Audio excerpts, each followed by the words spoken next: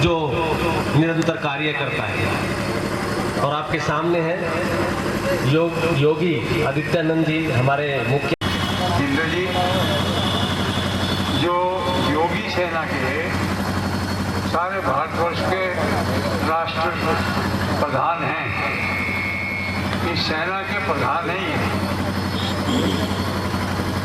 और 25 देशों में घूमते रहते हैं।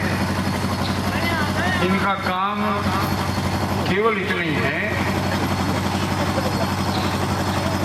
कि नौजवानों को जगाना और ये बताना कि हिंदू धर्म क्या है, बाकी धर्म क्या है, ये कहाँ से है, किस तरह से ये देश बर्बाद हो रहा है, इसको सुधारा कैसे जाए।